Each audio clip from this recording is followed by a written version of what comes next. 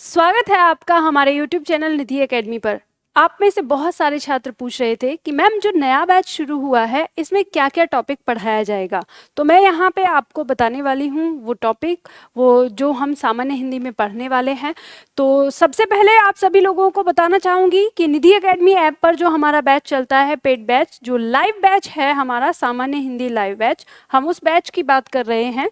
इस बैच में जब हम सामान्य हिंदी लाइव बैच पर क्लिक करते हैं तो ये बैच हमारा ओपन होगा। इसमें बैच नंबर 21 ये आपका बैच शुरू हुआ है और हम इसी बैच की बात कर रहे हैं। इस बैच में आपको लाइव क्लास यहाँ से लेनी है, डेमो क्लास आपको यहाँ से मिलेगी, और जब आप लाइव क्लास नहीं लें या आपको दोबारा क्लास देखनी हो 1 साल तक जो आपके पास रहेगी, तो उस क्लास को आप यहाँ सभी कक्षाएं में जाकर यहाँ से देखेंगे। यहीं पे फिर आपको उसके नोट्स और उससे संबंधित एक्सरसाइज भी मिलेगी।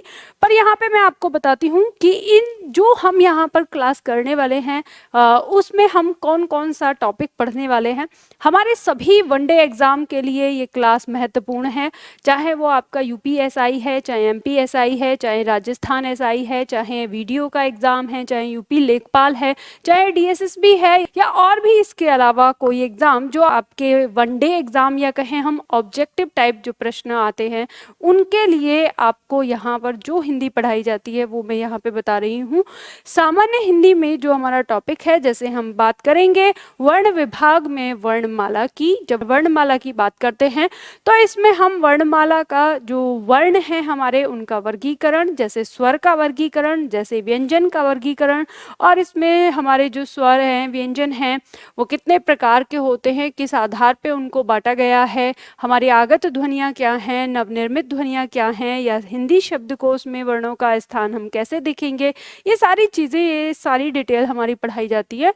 लगभग हमारी 5 से 6 दिन की क्लास होती है वर्णमाला की, क्योंकि वर्णमाला बहुत महत्वपूर्ण हमारी कक्षा होती है, तो इसलिए हम इसको आराम से विस्तार से पढ़ते हैं।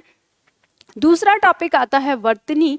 वर्तनी यानी हमें, वर्तनी का मतलब है स्पेलिंग। हम जो शब्दों को लिखते हैं उनमें जो हमसे गलतियां होती हैं, उनमें हमें क्या सावधानी बरतनी है, कैसे लिखना है, ये सारी चीज़ जानने और सीखने के लिए हम वर्तनी की क्लास पढ़ते हैं। और उसी क्रम में हमारा जो बेसिक है उसमें आता है विराम चिन्ह, यानी वाक्य शुद्धिकरण सीखने के लिए हमें विराम चिन्ह का ज्ञान होना आवश्यक होता है। तो हम विराम चिन्ह के बारे में भी पढ़ेंगे। तो वाक्य शुद्धिकरण में भी विराम चिन्ह हमारे लिए महत्वपूर्ण है और हमारी परीक्षा में सीधे सीधे भी पूछा जाता है विराम चिन्ह के बारे में।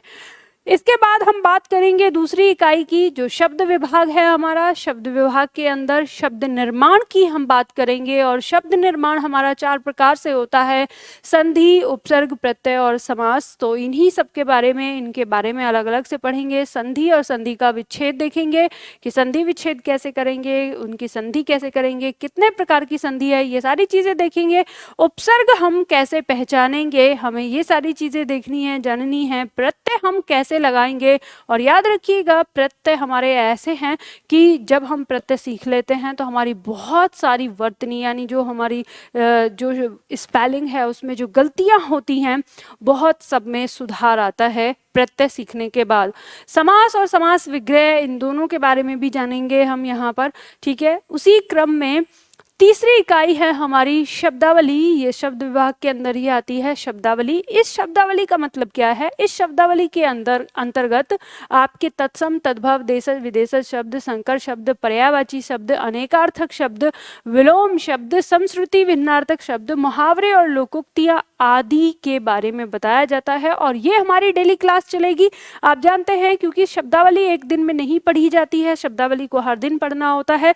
तो प्रत्येक दिन हम अपनी क्लास शुरू करने से पहले 10 से 15 मिनट शब्दावली को दोहराएंगे, या तो पर्यायवाची, या तो अनेकार्थक शब्द, या विलोम शब्द, या वर्तनी शुद्धिकरण। हम कुछ ना कुछ हर दिन सीखेंगे। 10 से लेकर 25 या 20 शब्द तक हम हर दिन सीखते हैं, तो वो हमारी इसके अंतर्गत रहेगा। शब्दावली का जो दूसरा क्रम रहेगा, यानी शब्द विभाग के जो हमारा शब्द विभाग है उसका तीसरा पार्ट जो आ जाता है वो आएगा पद के भेद। और पद के भेद में जब हम इनको विकारी यानी कहते हैं व्याकरण के आधार पर जब पढ़ते हैं तो उसमें सबसे महत्वपूर्ण है हमारे लिए विकारी और अविकारी शब्द। और विकारी और अविकारी शब्द के अंतर्गत हम संज्ञा, संज्ञा का लिंग, संज्ञा का वचन, संज्ञा का कारक, सर्वनाम, क्रिया विशेषण, ये सारी चीजें हम पढ़ेंगे। काल पढ़ेंगे हम क्रिया के, क्रियावृत्ति, क्रिया पक्ष, ये सारी चीजें हम पढ़ेंगे। उसी क्रम में अविकारी शब्दों को पढ़ेंगे। इसके बाद हमारी यहाँ पर सर्वनाम, विशेषण ये जब कंप्लीट हो जाता है पूरा, क्रिया और क्रिया पक्ष ये सारी चीज़ें इसमें दी हुई हैं।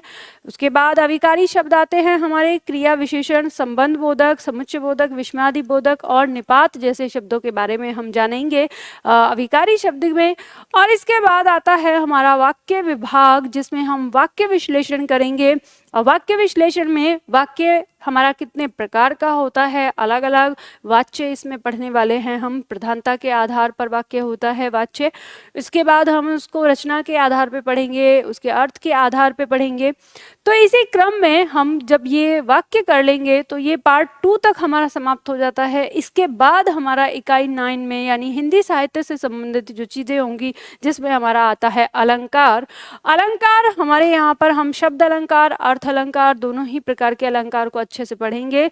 बहुत ज़्यादा से ज़्यादा उसके उदाहरण देखते हुए जो आपकी परीक्षा में पूछे गए हैं और जो आपकी परीक्षा में आ सकते हैं, दोनों ही तरह के उदाहरणों को लेते हुए हम अपनी क्लास में अलंकार को बहुत अच्छे से पढ़ेंगे। उसी तरह से रस के बारे में हम पढ़ेंगे, रस के बारे में भी जानेंगे कि रस हमारा कितने प्रकार का होता है। इसमें भी अधिकतम से अधिकतम हम उदाहरण लेकर चलेंगे। उसी क्रम में अगला हमारा टॉपिक आता है छंद। बहुत सारे छात्रों को छंद में दिक्कत होती है, लेकिन हम 2 दिन की क्लास करेंगे छंद को लेकर और हम इसको भी सॉल्व करेंगे। छंद में भी हम अच्छी तरह से पढ़ेंगे। उसी क्रम में जो वनडे एग्जाम आपका होता है उसमें हिंदी साहित्य के कुछ हिस्से पूछे जाते हैं, जैसे हिंदी साहित्य के काल या हिंदी साहित्य काव्य के भेद, इनसे फैक्ट क्वेश्चन आते हैं। वो सारी चीज़ें भी हम यहाँ पे करेंगे।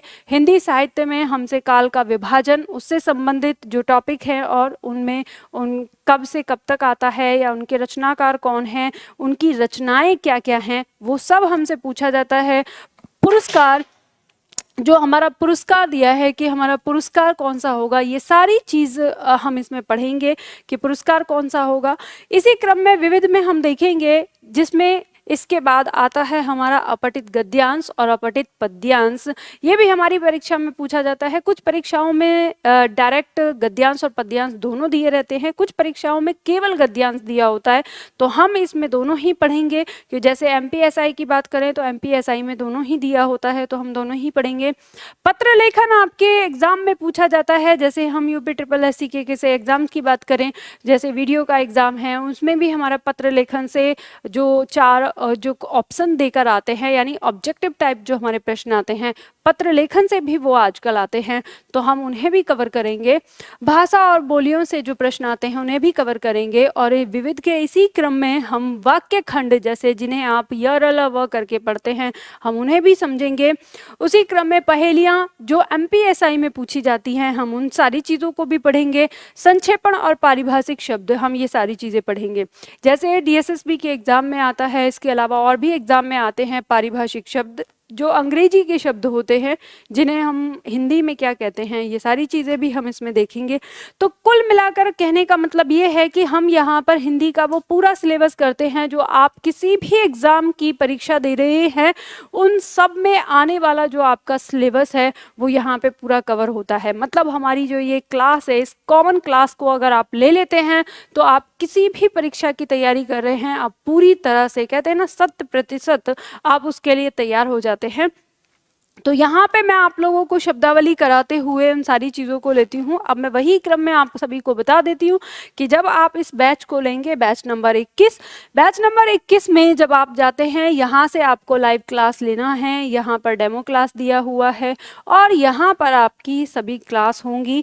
इन जो सभी कक्षाओं के बारे में जब हम इस पर ओपन करते हैं तो मैं आपको बता देती हूँ। पहला ऑप्शन आपका आता है वीडियो का, जैसे अभी आपकी 2 से 3 क्लास हुई हैं, यानी अभी तो आपका डेमो ही चल रहा था, तो आप जल्दी से बैच ले लीजिए।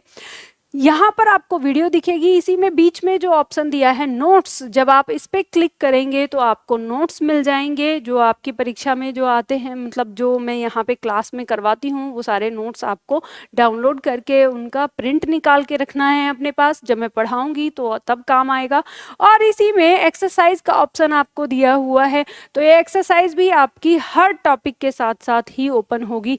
जैसे जैसे आपका टॉपिक होता जाएगा वैसे वैसे ही आपकी ये जो एक्सरसाइज है वो ओपन होती चली जाएगी, ठीक है।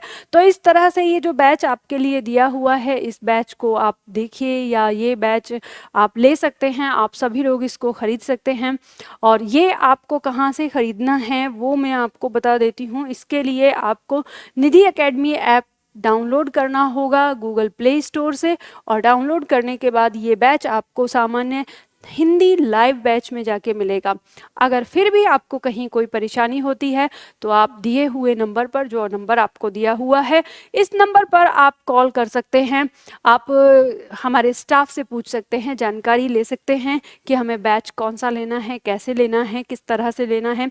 इसी के साथ साथ अगर आप हमारी किताबें खरीदना चाहते हैं तो इसी ऐप के जरिए भी आप हमें किताबों का ऑर्डर दे सकते हैं। जो हमारी हस्तलिखित किताबें हैं, पाठ्य पुस्तक तथा ई बुक वाले ऑप्शन पे आप जाइएगा, यहाँ पर आप जाकर अपना किताबों के लिए ऑर्डर दे सकते हैं। तो हस्तलिखित आपकी आ चुकी है जिसकी आप डिमांड कर रहे थे, तो वो किताबें आप यहाँ से भी ले सकते हैं, ठीक है। इसके साथ अगर कुछ और ऑफर भी आपको दिया गया होगा तो आप ऑफिस में दिए हुए नंबर पर कॉल करके जानकारी लेती रहिए, ठीक है। तो चलिए फिर आज के लिए इतना ही करते हैं, मिलते हैं जल्दी से आपको आपकी अगली क्लास में अगले टॉपिक के साथ।